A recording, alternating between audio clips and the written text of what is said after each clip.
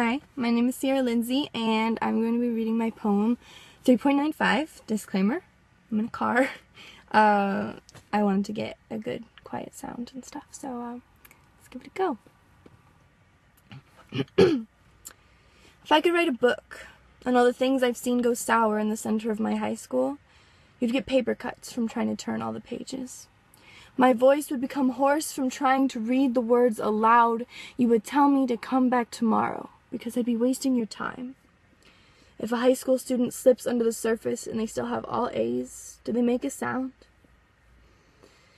If I could write a book on all the students I've seen go sour in the basement classrooms of my high school, I wouldn't say names. I'd say situations.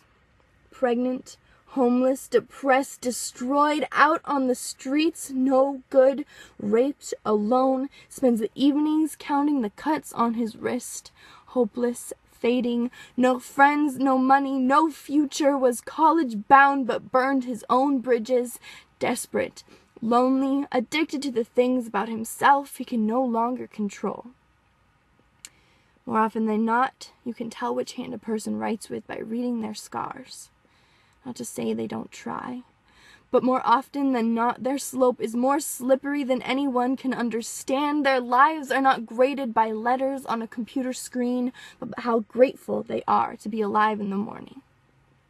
If I told all this to my teachers, they would understand in their own way, nodding their heads as if to say they've seen it all, and maybe they have. But this fire that's burning at the heels of these kids that crowd like sheep in the hallway seem alien.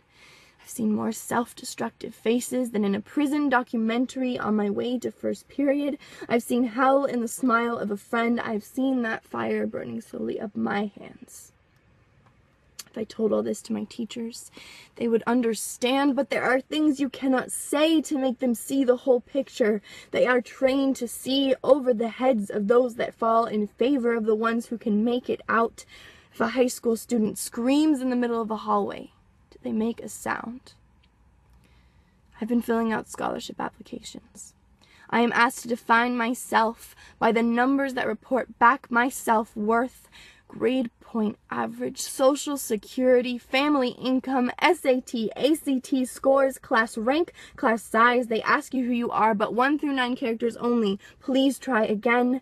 I am worth more than these numbers on a 4.0 scale. I am more than the 9 digits of my social security. I am not 1 through 9 or A through Z. I am 100% HUMAN.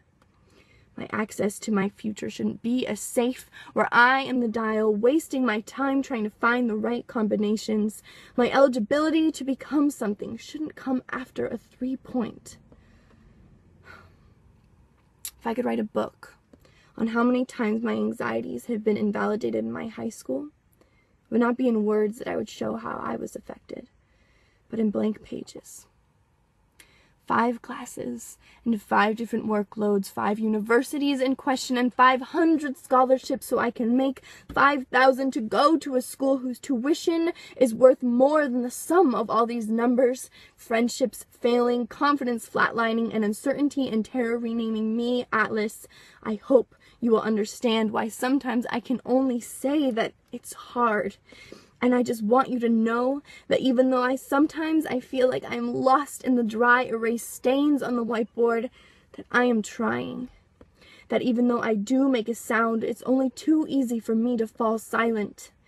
We are all trying. We are all scared and confused, afraid of slipping through the cracks, fighting home lives that shrivel and relationships that combust. Our demons come knocking, and sometimes it's hard to remember to tell them no. So it becomes your job to remember that our lives and high school are not direct bloodstreams. You can make the separation clean, or we're going to do it ourselves, and believe me, it will get messy. We are more than the crumpled up math homework at the bottom of our backpack and the college essay we turned in 2 hours too late. We are not a summation of a presentation that didn't match your opinion. We are trying.